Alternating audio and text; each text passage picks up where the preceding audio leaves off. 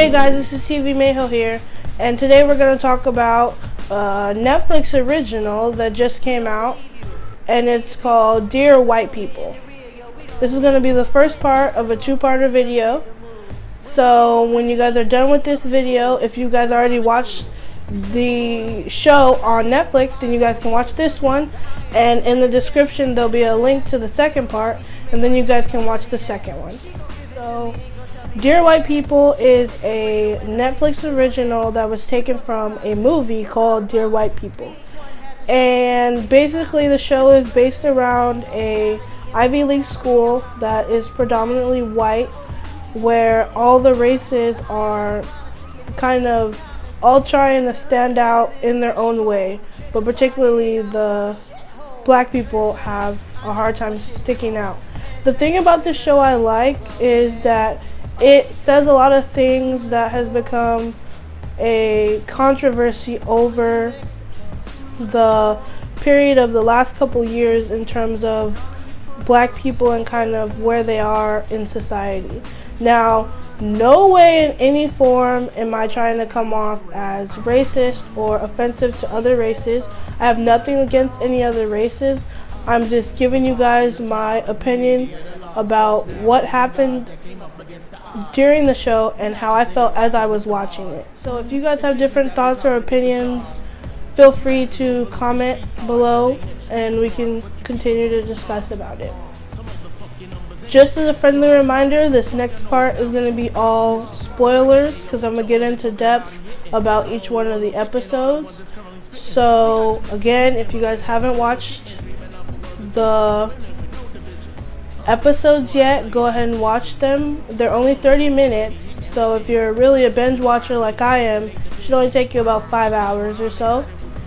So then once you watch it, come back and come along and discuss with me about these episodes. Let's talk about episode 1. The cool thing about this series or season, because we've only had one so far, is the episodes are literally labeled by chapters, which I thought was a little different.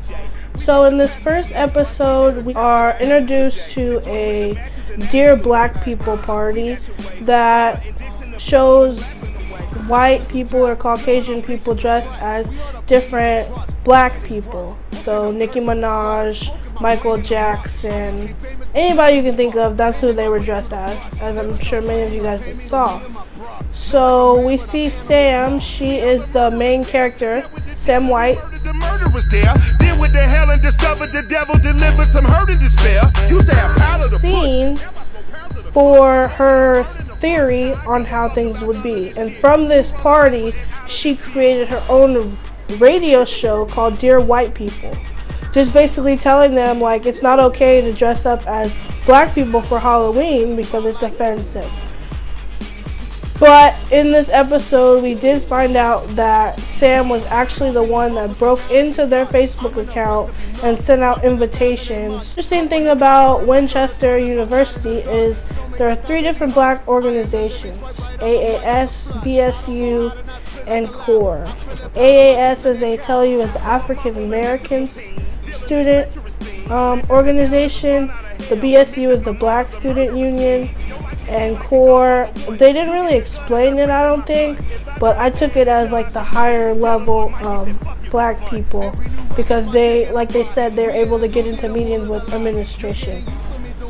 So Sam White is the leader of the BSU, and you know, she's kind of an activist, I would say, for black people, but everything turned negative when during the meeting that she was having with the other 2 organizations, her, I guess you could say boyfriend, Gabe,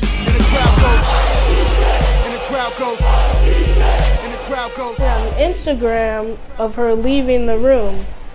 Obviously it became a problem because Gabe is not black. Now for me, Gabe looked a little Mexican mixed, but apparently he's supposed to portray as a white person, so it became an issue because everybody saw her as a traitor. She talks about black power and black men coming together and all that kind of stuff, but she is sleeping with a white guy. So at this point, all of her friends kind of turn against her and almost basically call her a hypocrite.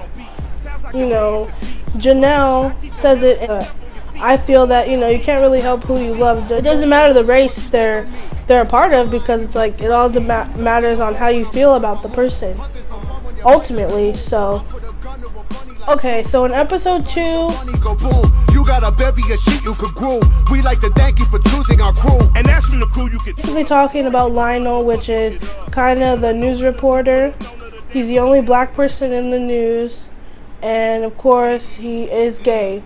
So he has a hard time letting that out and letting people know.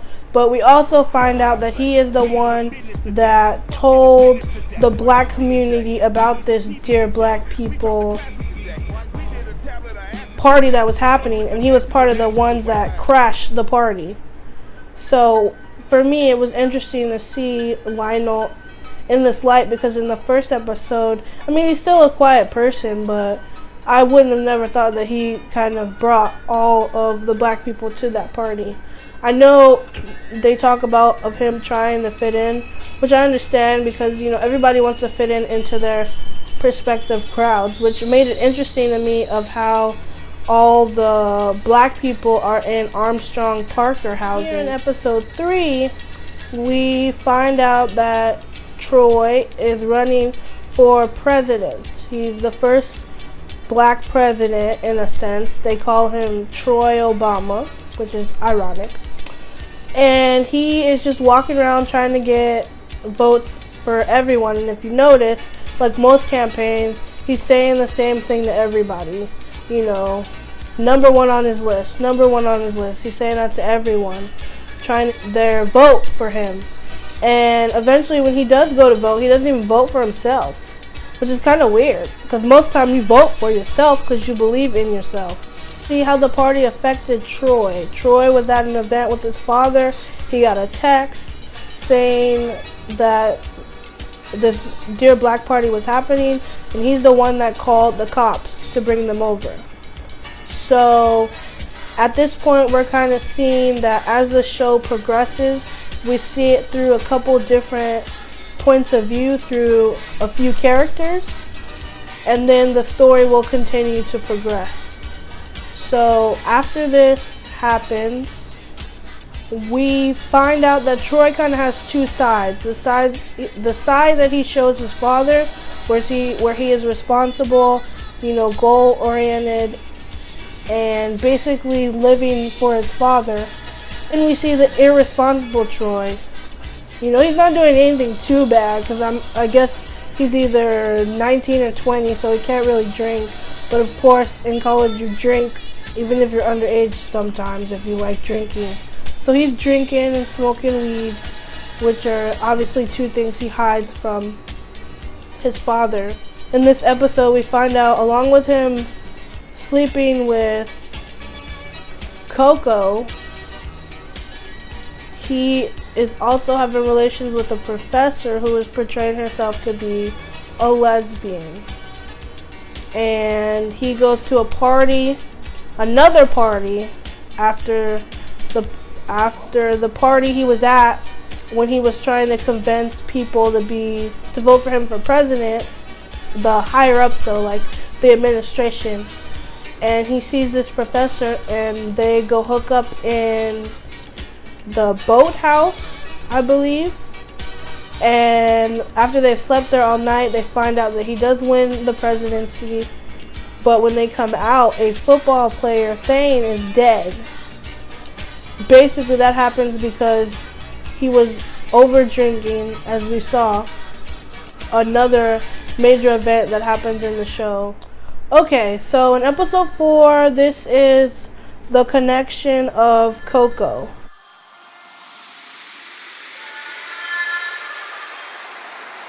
In episode 4, we find out how Coco started at Winchester University. She was assigned the dorms in Armstrong Parker, which again is like the black housing. And she obviously didn't want to be there because her goal, from what I've seen, is to blend in with the normal society. She doesn't really, even though she is black, she more considers herself to be black in a white person's skin kind of way. So we find out why Sam and Coco stopped being friends, because basically what happened was Sam was more of the black power, fight for rights kind of person, and Coco was telling her to kind of accept it for how it is, because when you fight it, things can get worse. And at the time, we didn't know why she said that, but we found out in later episode 6 that she used to live on the south side of Chicago, and she saw a lot of people die from gunshots. So that made certain things, like when Sam was watching the news, very traumatic for her, because she doesn't like to see those kinds of things. And when the BSU was shooting them down for being freshmen and kind of in the way, and then they welcomed her with open arms because they saw kind of how of a leader she was, or could be, for the black people. So Sam and Coco kind of separated in that sense, because Coco wanted to join a sorority while Sam joined the BSU, and it kind of conflicted, which messed up their friendship. People got mad at Sam because Sam released what Coco told her at the Dear Black Party on her radio show, and she was just basically saying, simplified, that, you know, there's no point in fighting the system because the system's always there. So this kind of opened our eyes to how, and introduced us to how Coco is. So for chapter 5, we see it through the character of Reggie Jean.